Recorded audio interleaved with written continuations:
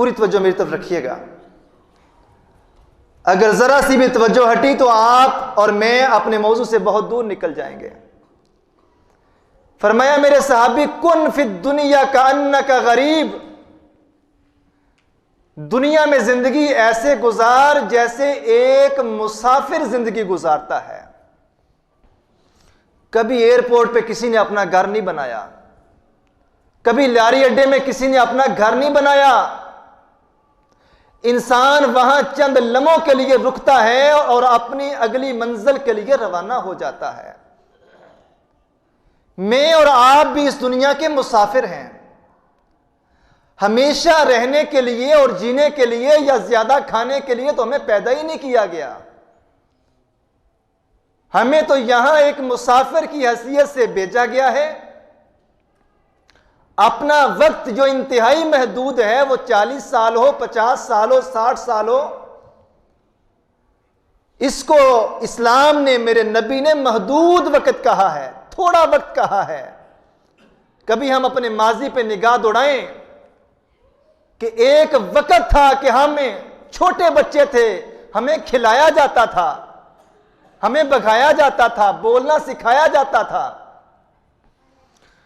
پھر وقت نے ایسا پاسا پلٹا، پتہ ہی نہیں چلا کب ہم خود کھانے والے دوسروں کو کھلانے والے بن گئے ہیں، کب کھیلنے والے دوسروں کو کھلانے والے بن گئے ہیں، کب مانگنے والے دوسروں کو دینے والے بن گئے ہیں. اور وقت اتنی تیزی سے گزرا، پہلے میں بچہ تھا، پھر میں بچوں والا بن جاتا ہوں، پھر میرے بچے میرے آگے بچوں والے بنتے ہیں اور میں دادا بن جاتا ہوں. اتنی تیزی سے وقت گزرتا ہے اور انسان کو یہ سمجھایا جاتا ہے الذی خلق الموت والحیات لیبلوکم ایکم احسن عملا. بندیا تجھے دنیا میں بھیجا اس لیے گیا ہے تاکہ اللہ جان لے کہ دنیا میں نیک اچھے عمل کر کے آنے والا کون ہے. میرے صحابی کن فی الدنیا کأنک غریب، دنیا میں ایسے رہ، ایسے جی جیسے ایک مسافر جیتا ہے. اگر تو نے صبح کر لی ہے تو پھر انتظار کر، شاید شام تک تجھے موت آ جائے. اگر تجھے صبح نصیب ہو گئی ہے تو شام تک موت کا انتظار کر، اگر شام نصیب ہو گئی ہے تو اگلی صبح تک اپنی موت کا انتظار کر. یہ زندگی ہے. اور اسی بنیاد پہ میرے نبی نے کہا ہے 3 چیزیں بنیادی ضرورت کی ہیں جو اگر تمہیں مل رہی ہیں تو تم دنیا کے امیر ترین انسان ہو. اللہ کی ساری نعمتیں تم نے اپنی جھولی میں سمیٹ لی ہیں. پھر غلطی کہاں پہ لگی ہے، اس کا بھی جواب اللہ کے قرآن نے دیا ہے اور میرے نبی کے فرمان نے دیا ہے. رسول اللہ صلی اللہ علیہ وآلہ وسلم نے فرمایا میرے صحابہ، دنیا میں رہتے ہوئے دین کے معاملے میں اپنے سے اوپر والے بندے کو دیکھو. دنیا میں رہتے ہوئے دین کے معاملے میں اپنے سے اوپر والے بندے کو دیکھو. دیکھو اگر تمہیں 5 نمازوں میں سے ایک نصیب ہو رہی ہے تو جو 4 پڑھتا ہے، 5 پڑھتا ہے، تم اس کی طرف دیکھو، وہ تم سے آگے جا رہا ہے. اگر تمہیں 8 دن کے بعد جمعہ کے لیے مسجد میں آنا نصیب ہو رہا ہے، تم بہت پیچھے ہو دین کے معاملے میں. تم اس کو دیکھو جو ہر روز مسجد میں جاتا ہے اور 5 بار اللہ کے سامنے جھکتا ہے. اور دنیا کا جب معاملہ آ جائے میرے صحابہ، انظروا من هو اسفل منکم، دنیا کے معاملے میں تم ہمیشہ اس بندے کو دیکھو جو تم سے نیچے ہے. وَلَا تَنظُرُوا إِلَىٰ، تم اس کی طرف مت دیکھو من ہوا فوقکم، جو تم سے اوپر ہے. دین کے معاملے میں اس کو دیکھو جو تم سے آگے ہے، تم سے اوپر ہے، تم سے اچھا ہے. اور دنیا کے معاملے میں اس کو دیکھو جو تم سے نیچے ہے.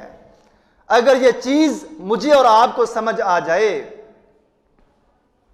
کہ اگر اللہ نے مجھے موٹر سائیکل دی ہے تو بہت سارے لوگ ایسے ہیں جو سائیکل پہ گھوم رہے ہیں.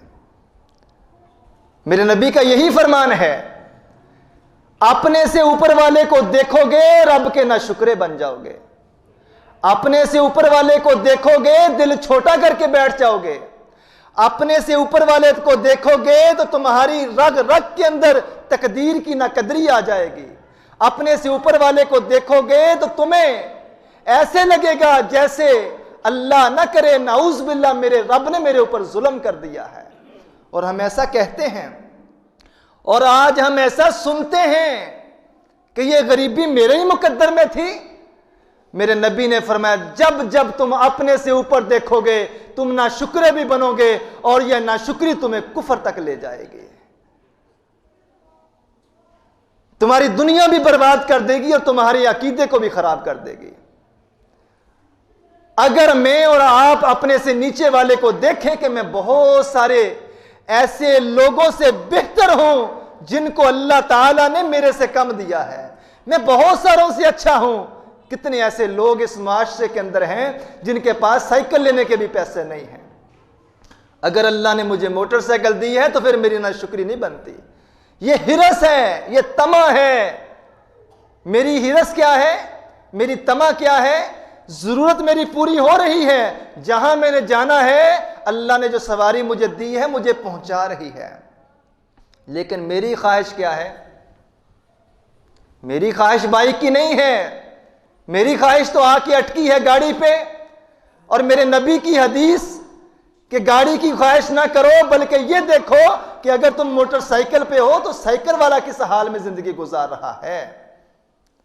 شروع میں نے عرض کیا کہ ضرورتیں ہر انسان کی پوری ہو جاتی ہیں, خواہشات کبھی بادشاہوں کی بھی پوری نہیں ہوتی. اور ہماری خواہشات کا پورا نہ ہونا یہی وبیلہ ہے ہماری غربت کا, یہی وبیلہ ہے ہماری مہنگائی کا. اچھا آپ تصور کریں, بزرگ لوگ بیٹھے ہیں وہ میری بات کو جلدی سمجھ جائیں گے. ایک وقت تھا کہ عید کے عید کپڑے بنائے جاتے تھے اور عید کے عید کپڑے بنائے جاتے تھے اور نہیں بنانے کی ہمت ہوتی, جو پچھلی عید پہ پہنے تھے وہی پہن لیے جاتے تھے.